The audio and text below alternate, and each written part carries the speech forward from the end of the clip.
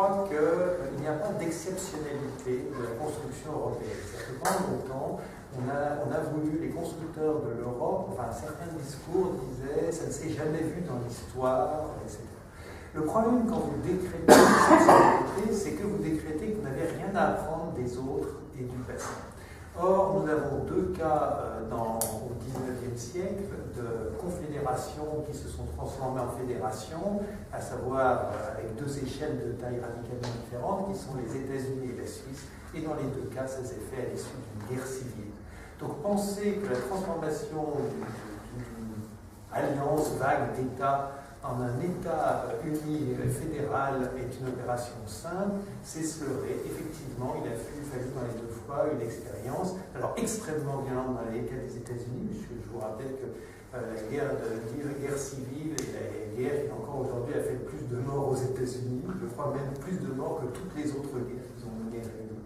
Donc c'est dire l'intensité de ce que c'est une guerre civile par rapport à une guerre calme contre un autre État. Et puis la Suisse, ça a été à la Suisse, c'est-à-dire assez bonhomme, il y a une centaine de morts, bref. Mais néanmoins, il a fallu une épreuve militaire. Alors la Suisse nous intéresse d'ailleurs de ce point de vue-là, parce qu'au contraire des États-Unis, où on peut se dire qu'une certaine forme d'idéalisme animait la construction des États-Unis, c'est pas du tout le cas de la Suisse. Les Suisses sont devenus une fédération par nécessité. Alors ça questionne d'ailleurs la manière dont on doit positionner le discours. Est-ce qu'on a besoin d'avoir, est-ce qu'on promouvra mieux l'Europe par un discours idéaliste ou par un discours de la nécessité? Je pose la question, j'ouvre la question. En tout cas, ce que je constate, c'est que dans le cas de la Suisse, donc la Suisse est, à la fin du XVIIIe siècle, une confédération assez large, une sorte d'alliance d'États qui survit grâce à son grand allié, qui est la monarchie française. La monarchie française, d'une certaine manière, a fait la Suisse pour des raisons géopolitiques, un petit peu d'ailleurs comme le plan Marshall a fait l'Europe pour des questions géopolitiques. Nous avons notre grand parrain, les États-Unis, et la Suisse avait son grand parrain qui était le Royaume de France, et catastrophe en 1789, voilà, la monarchie tombe, les gardes suisses sont massacrés d'ailleurs. Il faut savoir que c'était la force d'appoint de la monarchie française, c'est les gardes suisses, c'est ceux, à l'époque de la Fronde, les seuls qui restent à Louis XIV, les gardes suisses, et c'était parfait, c'était des mercenaires qui ne parlaient pas français, vous n'êtes pas plus fidèles que ça. Voilà, ça tombe. Et puis, voilà, la Révolution française, la France s'excite, c'est le grand État de l'époque, aussi peuplé que la Russie, et puis, d'ailleurs, je cite la Russie parce que les Français et les Suisses vont s'affronter. Les Français et les Russes vont s'affronter en Suisse. L'armée française rentre, l'armée russe rentre, elles s'affrontent à Zurich. L'Europe était déjà faite, d'un point de vue géopolitique et militaire. C'était un champ de bataille. Et puis ils sortent cabossés en 1815, pas vraiment transformés en confédération. Et puis là, il y a les nationalismes qui montent, le pan-germanisme, le pan-italianisme, et vous êtes une confédération multilingue, multi-religion. Qu'est-ce que vous allez devenir? Heureusement, vous avez quelques parrains comme la Russie et l'Angleterre qui ont toujours intérêt à ce qu'il y ait ce groupe de nains au milieu de l'Europe, toutes choses égales par ailleurs avec nos États européens actuels et évidemment fortuits. Et grâce à ce parrainage et à cette guerre civile, ils décident de se transformer en fédération qui, en fait, vont forcer la main à tous les gouvernements de ce qui étaient des États plus ou moins autonomes. Berne était un État autonome, Fribourg était un État autonome. Ils avaient mis en commun, ils étaient plus avancés que l'Europe, ils avaient au moins mis en commun leur politique étrangère. Et donc, ils leur forcent la main et ils deviennent une fédération.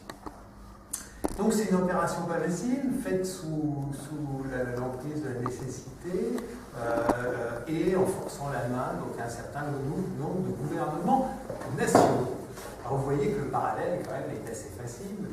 La nécessité, nous avons les Russes toujours, les Américains, les Chinois maintenant qui rachètent le Portugal et la Grèce, alors tout le monde s'affole. Soit dit en passant, quand ils ont racheté l'aéroport de Blagnac, on ne s'en affolait pas.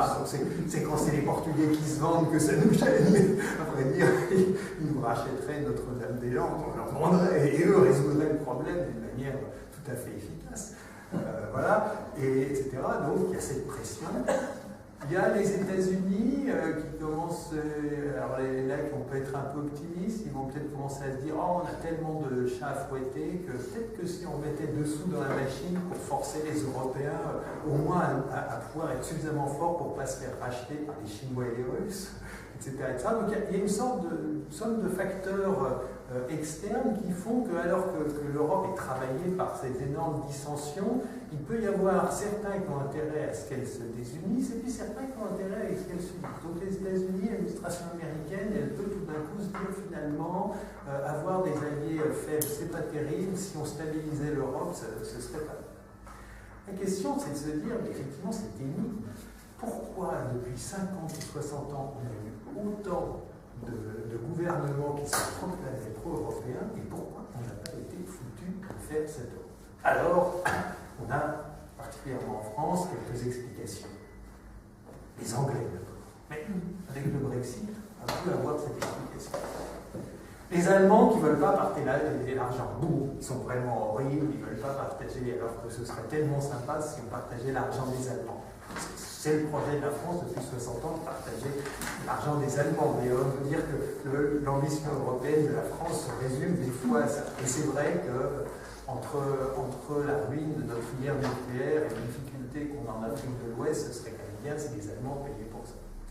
Voilà. Et puis maintenant, on a ces fameux nationalistes. Donc on a Emmanuel Macron qui nous explique qu'il va lutter contre Orban.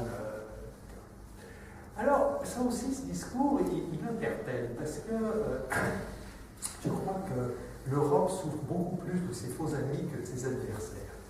Au moins, un adversaire, vous savez où il est.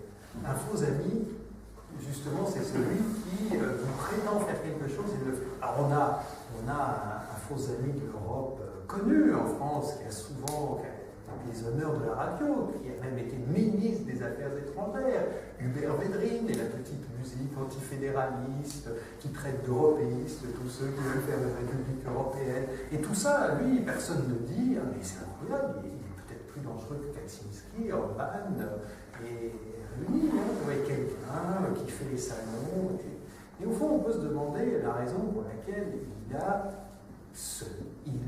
cette telle audience, pourquoi Emmanuel Macron, après avoir annoncé qu'il fait l'Europe, fait complètement le sourd, quand par exemple Angela Merkel, en jouant au PPE, dit ben, nous, ce qu'on voudrait en échange, c'est le partage du veto français. Et si vous lisez le texte de AKK, donc Annegret Kramp-Karrenbauer, qui est une réponse du berger à la bergère, elle dit je suis tout à fait d'accord avec M. Macron, et d'ailleurs, sauf pas du tout sur le social, ce que demande la France, mais par contre, j'aimerais bien qu'on partage le veto. Et là, on commence à être dans le dur et comprendre le problème. C'est que l'Europe, ça ne peut être qu'un grand deal.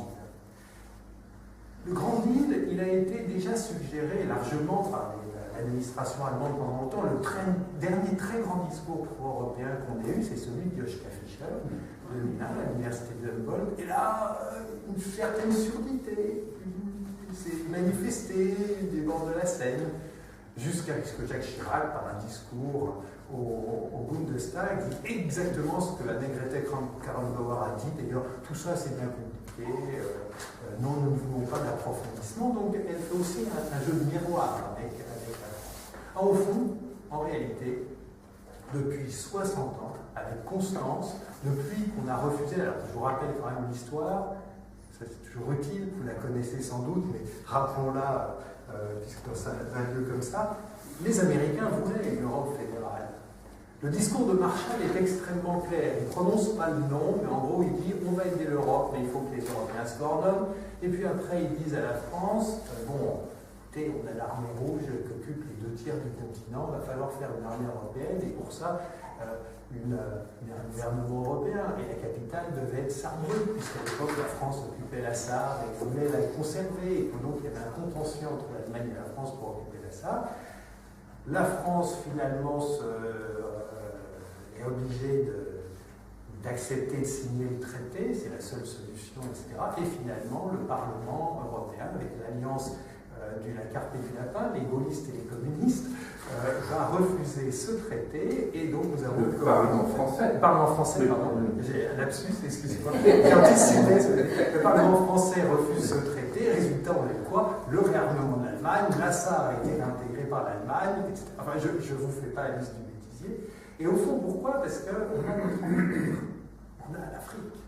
Je vais vous lire un texte de 1954. Je vais vous lire deux textes, en fait, très courts. Et je crois que ce sera ma conclusion, parce que je crois que c'est l'essentiel.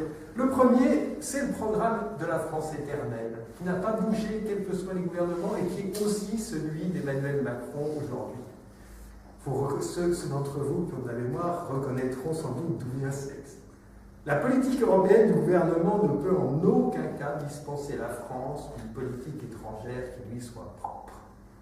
L'Europe ne peut servir à camoufler l'effacement d'une France qui n'aurait plus sur le plan mondial ni autorité, ni idée, ni message, ni visage. Nous récusons une politique étrangère qui cesse de répondre à la vocation d'une grande puissance, membre permanent du Conseil de sécurité des Nations Unies et investi de ce fait de responsabilités particulières dans l'ordre international. C'est pourquoi nous disons non. Non à la politique de la supranationalité, non à l'asservissement économique, non à l'effacement international de la France. Nous disons non à une France vassale dans un empire de marchands, non à une France qui démissionne aujourd'hui pour s'effacer demain. Jacques Chirac, l'abbé de Cochin, 1978. Quelle modernité! Et donc tout le programme est là, constamment. Alors, quand j'entends par exemple que la France est de retour, comme nous l'a dit Emmanuel Macron sur le plan international, je me dis oui, effectivement, il faut que nous ayons un visage, une autorité. Le problème, c'est qu'on est un pays qui n'en a plus les moyens.